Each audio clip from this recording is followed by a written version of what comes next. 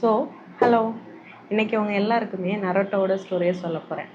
So Naruto வந்துட்டு என்ன அவ்வளோ பெரிய ஆளா அவர் ஸ்டோரியெல்லாம் பேசுகிறதுக்கு அப்படின்னு கேட்டால், ஆமாம், நம்மளோட பெரிய ஆள் தான். ஏன்னா நமக்கெல்லாம் வந்துட்டு ஒரு ஃபெயிலியர் வந்துச்சுன்னா 1 வருஷம் திரும்ப தேவைப்படுது அதுலேருந்து மீண்டு வர்றதுக்கு. நம்மளை யாராச்சும் வந்துட்டு நீ பெரிய ஆள் அப்படிங்கிற மாதிரி ஒரு ரெஸ்பெக்ட் கொடுக்கலன்னா நமக்கு அந்த டேயே மூட் அவுட் ஆகிடுது.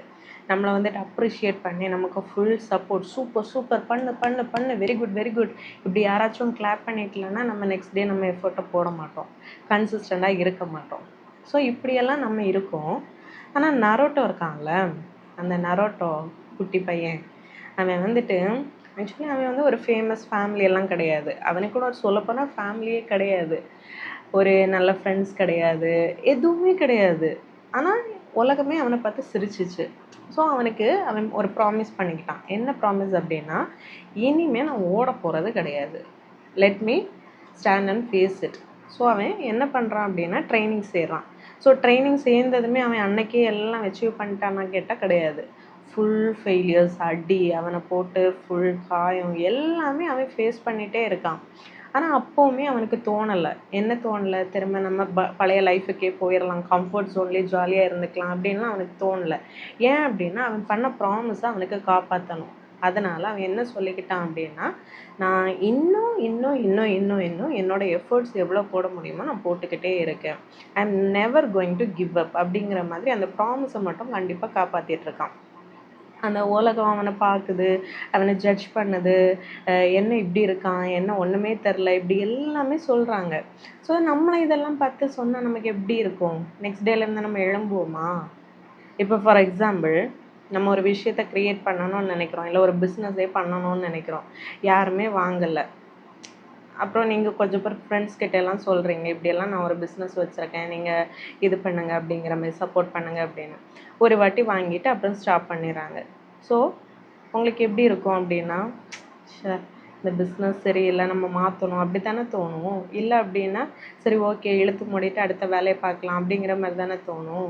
நம்ம எடுத்த விஷயத்த எஃபர்ட்டை 100-200% போட்டு அதை வின் பண்ணணும்னு தோணுமா? இல்லை.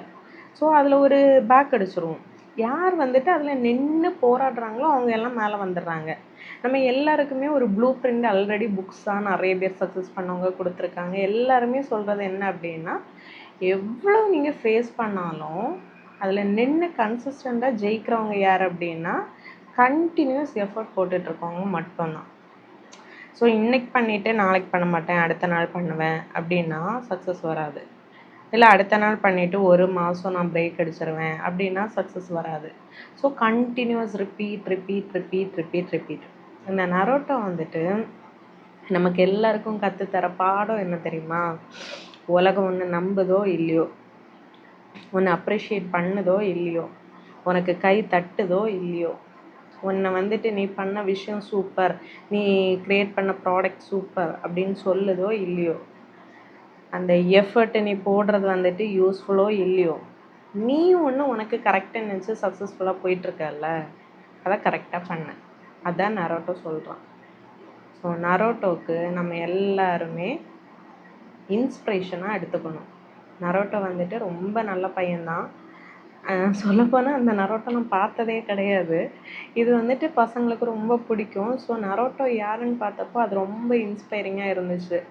ஓகே, அது ஒரு இமேஜினரி கேரக்டர் தான், ஒரு நிஞ்சா கேரக்டர் தான். பட் ஸ்டில் வந்துட்டு அதுலேருந்து கூட நமக்கு கற்றுக்கிறதுக்கு எவ்வளோ விஷயம் இருக்குது. எவ்வளவு ஃபெயிலியர்ஸ் வந்தாலும், எவ்வளவு அவமானங்கள் வந்தாலும், எவ்வளவு போராட்டங்கள் வந்தாலும், நம்மளை யாருமே நம்பலை, நமக்கு இந்த உலகத்தில் எதுவுமே இல்லை, நம்ம லோன்லி அப்படின்னு தோணுனா கூட நமக்கு நம்ம சப்போர்ட், நமக்கு நாமே அப்படிங்கிற மாதிரி நரோட்டோ அவனுக்கு அவன் மட்டும்தான் சப்போர்ட்டுங்கிற மாதிரி நமக்கு ஒன்று காமிச்சிருக்கான். அப்படி நான் பண்ணி நல்லா சக்ஸஸ் ஆக முடியும் அப்படிங்கிற மாதிரி.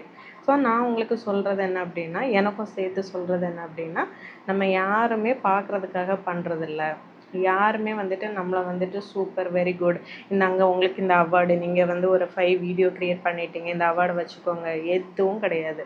உங்களுக்கு நீங்கள் சப்போர்ட் பண்ணுங்கள், உங்களை மோட்டிவேட் பண்ணுங்கள், உங்களை அக்செப்ட் பண்ணுங்கள், உங்களை கொண்டாடுங்க, உங்களை வந்துட்டு தலை மேலே தூக்கி வச்சு கொண்டாடுங்க, அவ்வளோதான். தேங்க்யூ.